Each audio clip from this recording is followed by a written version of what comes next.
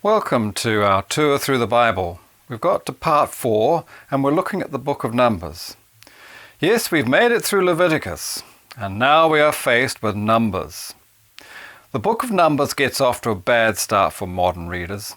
Having waded through all the laws in Leviticus, the reader is now faced with opening chapters of the next book that are full of numbers and lists which are basically the results of a census of the population.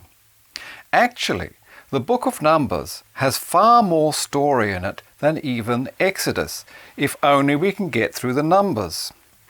The original Hebrew name for this book was In the Wilderness, which describes most of the content of this book. The name Numbers was given to the book in the 2nd century when the Old Testament was translated into Greek.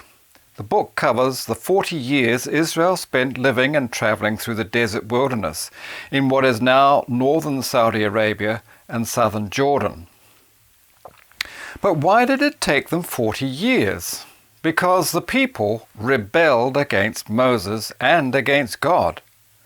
The key event in Numbers is in chapter 14, when the spies that were sent out to investigate the land God had promised returned and gave their report. Now 10 of the 12 stated that the people who occupied the land lived in strong fortified cities and their soldiers were giants. By the way, this wasn't an exaggeration. These people were known as the Rephaim. Their king slept in a 4-meter long iron bed. That's in Deuteronomy 33:11. And they were the ancestors of Goliath that David fought hundreds of years later.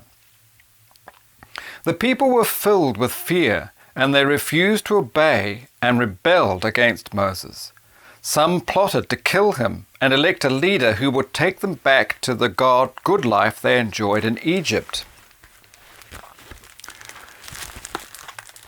They quite forgot, as people tend to do when they look back on the good old days, the hardships they endured there. This was a major crisis, and it shaped everything that follows in this book. In essence, the Israelites' journey through the wilderness was a journey toward belief, trust, and faith in God. In this book we see time and again how the Lord balances justice and mercy. Justice to punish rebellion against him and his appointed leader, and mercy by forgiving them their sin when Moses interceded for them, and then continuing to provide for them and lead them. It took 40 years because the generation that had come out of Egypt and rebelled against God had to die, because, as Psalm 78 says, they did not believe in God and did not trust in his salvation. Their children, who had known nothing except the life of dependence on God in the wilderness, had to grow up to full maturity and be ready to trust God completely before they could move to the next stage. The census results recorded in the opening chapters lists a total of just over 600,000 men of fighting age. This would put the whole total number of Israelites in the migration at more than 1.2 million, counting women, children, and those over 50. Now it seems a staggering number to be on the move at one time. Is it possible? Well, to put the 1.2 million into context, when Britain partitioned India at independence in 1949, over 20 million people migrated across the continent to either the Hindu or Muslim areas over a period of more than 10 years. This was the greatest migration of the 20th century. After the census, God gave very specific instructions about where each tribe was to camp.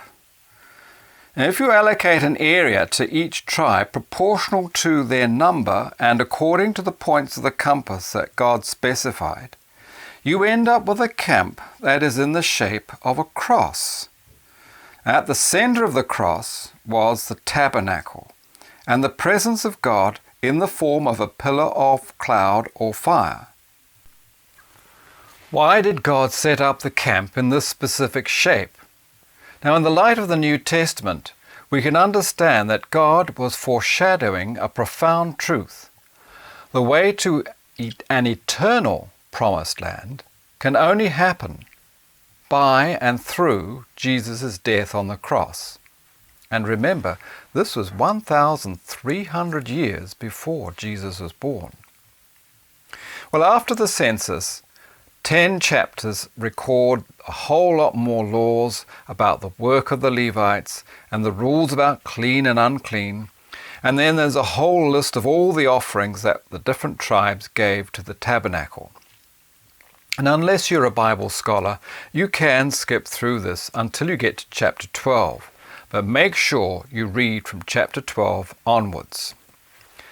After God turns the Israelites back into the wilderness, the people are filled with seething rebellion and bitterness, which is directed primarily against God's representative, Moses.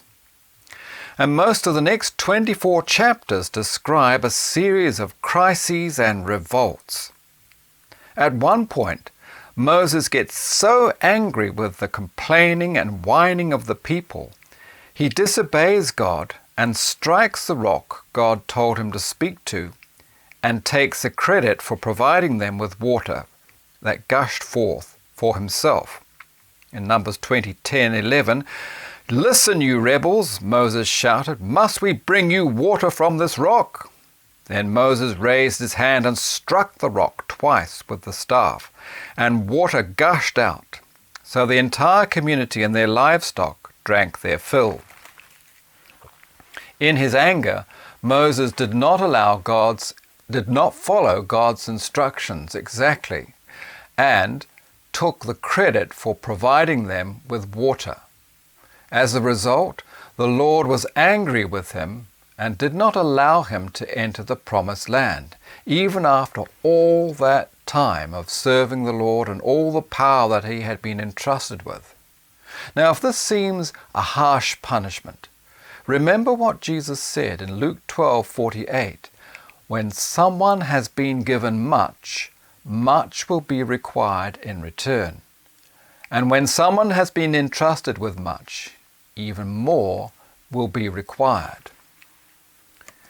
The book of Numbers contains 3 prophetic foreshadowings of Jesus the Messiah. The first we have already seen in the layout of the camp around the tabernacle. The next is described in chapter 21.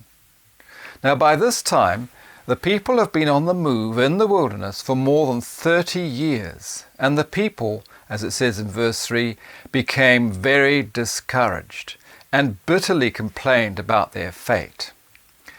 And they began to speak against Moses and God. "Why have you brought us out of Egypt to die here in the wilderness?" they complained. "There is nothing to eat here and nothing to drink, and we hate this horrible manna." Well, as a result, God punished their grumbling and complaining by sending them red poisonous snakes into the camp, and many died. Moses once again interceded with God, and the Lord told him to make a model of a snake out of brass, mounted on a pole, and set it up in the middle of the camp. Anyone who was bitten was to look at the brass snake on the pole, and they would be healed. Now, at first, this looks a bit like some sort of magic. The snake didn't heal them, but God healed those who obeyed his instruction. And in John chapter 3, verse 14-15, Jesus told Nicodemus that this was a picture of how he would save those who had sinned. A snake is a biblical symbol of sin, Genesis 3:14 and on. And in 2 Corinthians chapter 5, Paul says, "God made him who had no sin to be sin for us, so that in him we might become the righteousness of God." Jesus took upon himself our sin on the cross. It was so like the symbolic picture of a snake on a cross. The third foreshadowing of Christ in Numbers occurs in chapters 22 through to 36, and this was the occasion when Balak, the king of Midian, hires Balaam, the prophet, to curse the nation of Israel that had camped on the borders of his land. Balak led Balaam up to a high mountain overlooking the great camp of Israel. From that height, they would have seen the layout of the camp in the form of a cross. God would not allow Balaam to curse the nation, but instead proclaim words of blessing. And spiritually, we can see why he couldn't. How could Balaam command a curse on the cross that was a symbol of blessing and salvation?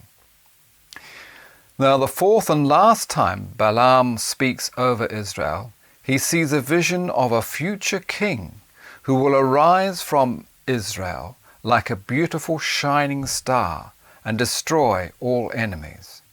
And this is a prophecy of the Messiah, King Jesus. The book of Numbers is an amazing mixture of lists and laws and dramatic story. There is no other book quite like it. The events in it are recalled many times throughout the rest of the Bible.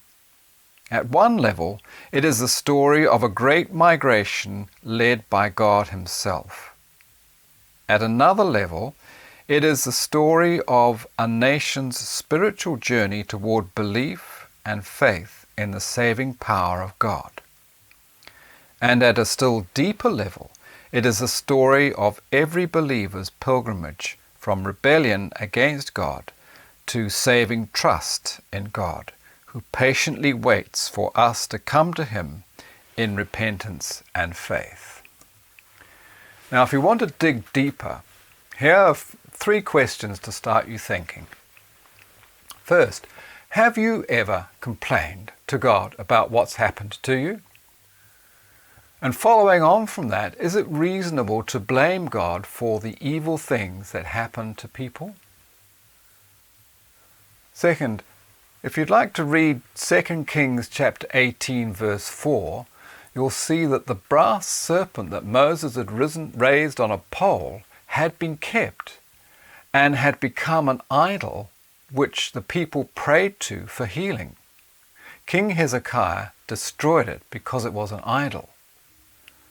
Are there things in your life or in your church which have become an idol? And the third point.